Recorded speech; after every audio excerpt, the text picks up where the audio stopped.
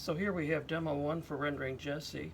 I'm going to break this series into small snippets as well. Hopefully they'll make sense. I probably won't get to everything on this render, but I want to get to key things. So number 1, my pencil drawing. That's a nice clean drawing. No detail in the skin. Very little really in any open areas on the shirt. Did put some detail in the the yarn hair, but didn't actually put that much in the braid. That's actually good to go. So here we go. Now I'm going to start with a dark tone, which is a shift from what I did on the last set of demos. Well, actually not. I actually started with dark tones on the chrome faucet as well. There is a reason for that. I do tend to like to block in my darkest tone on a subject. Sometimes it's the background. Sometimes it's actually some element like this hat. And there's a reason for that. I operate by reacting to that dark tone to determine contrast on the rest of the art. So classic problem students would render a subject. Could be this, could be any one of their texture renders, and they go through all the trouble of rendering detail, but they really save the darkest tones for the last, especially a background. And lo and behold, they find that all their tones are too light. And that is the reason for that is that they were operating off a white background, had not established their background, or they had not put in some dark element. Classic example would be a portrait with someone having very dark hair. That would be another example. Someone wearing a very dark coat or shirt, and you render all the skin tones, and suddenly that dark shirt goes in, and all the skin tones look just too pale. So basically, I use this initial dark tone to react off of to set the pace for all the other values I'm going to use. And you can see I'm actually doing the same thing again. I'm outlining on the inside of the hat. I'm not going to worry too much about the paper drying, mainly just want to get that done. And now we fill. Broad tip of the marker, just gentle, even strokes. At this point I'm using the marker like a watercolor brush. So I'm not doing this. I'm actually just getting those nice broad strokes. Where I need to, and this is why it's a wedge shape, I can turn this and get a point.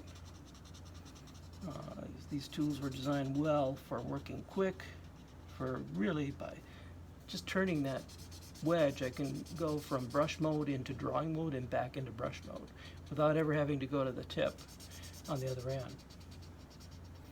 And you can see it's blending itself together very nicely. So just to speed things up, got a big area to cover, just layer 1, get rid of the white of the paper, layer 2 starting, second pass, darkens the tone another 10%.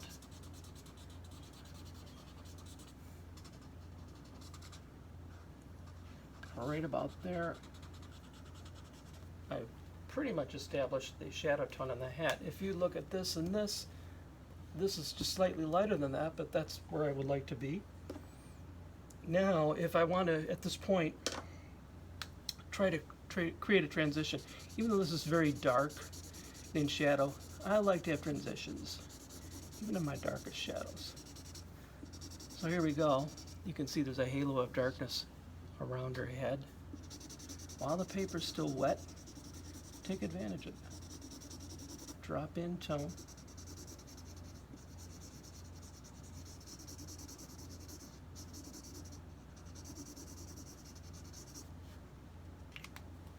That was actually, by the way, a 40, not to go too dark too fast. So I'm going back to my 70. And because I wet the paper even more, I'm just going to drop the bit of 70 in. So again, I'm using a 40 as a blender. And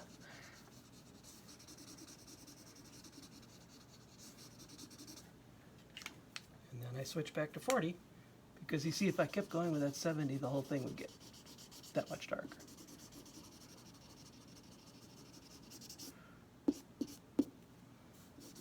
Now, right about here, so I don't get too dark, I'm going to switch back to, believe it or not, a clear blender.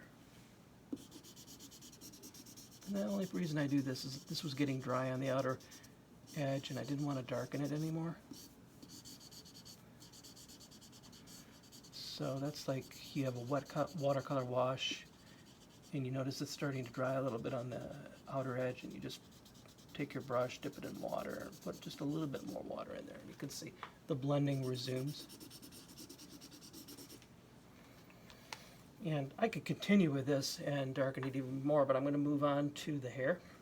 So we have this yarn here, and I think I identified something like a 40 as a good intermediate tone. I have a 60 here. I think I'm going to experiment with 60 and 40. So just to test it out, 60 looks pretty good compared to that tone. So here's what I'm going to do. That would be the lightest tone I see there.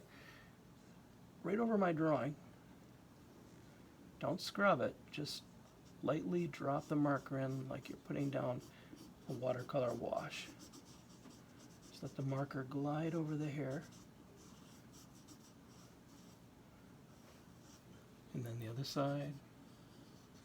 The idea here is a light touch means you don't lose your pencil drawing. It would be nice to keep it because you notice I put all those little furrows in it. I want to use those as a guide for putting in the first bit of texture.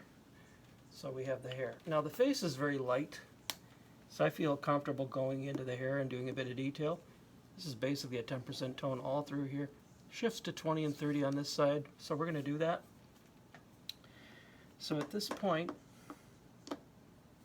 I can test out a 70. And following my pencil drawing, you see I'm kind of tickling in this. Oh, I'm really sketching a little bit, you know, just want that to be a little uneven because this is a texture. Yarn is not a hard edge thing, it's soft. And you can see I'm creating the shadows between the furrows.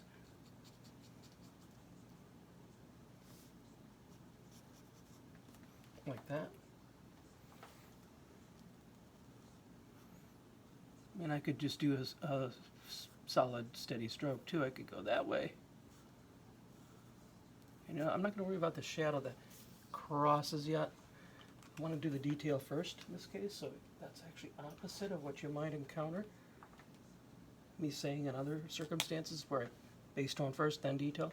When a shadow crosses, you actually do need to get some detail down first, and then you're going to drop that shadow on top of it.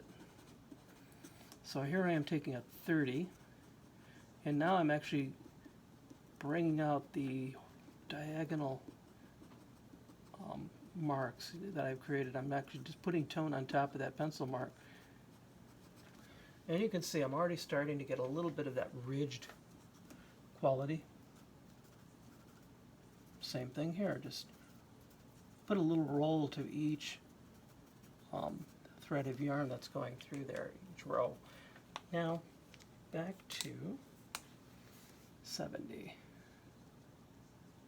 Deepen the deeper shadows a bit more.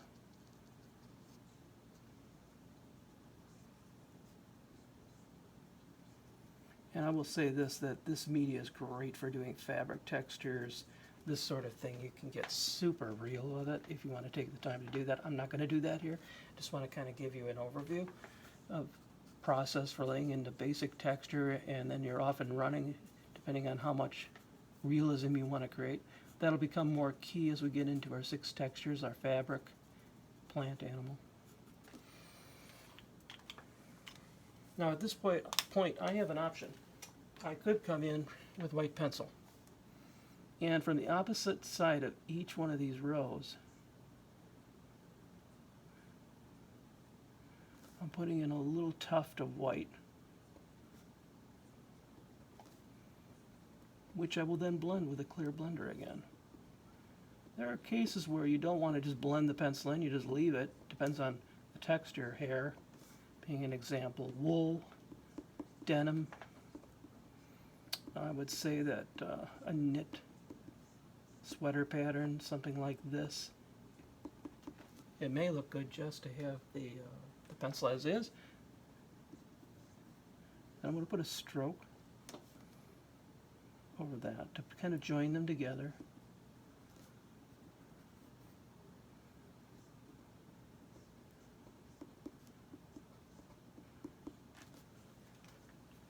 And at this point, I got too many markers in my hand. I got 3 markers and a pencil, so I got to give up something. And now, just a bit of blending. What this does is it literally does blend the pencil right into the marker, and it gives it a little bit more of a seamless look to it, like you didn't just add pencil on top. So at this point, fine-tuning. Second pass, go at it again and start looking at more refined details. How can I give this a little bit more of that rolling shape like rope?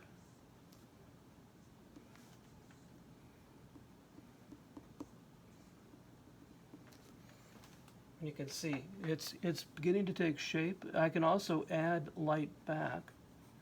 See, I feel like I lost some of the light that was here.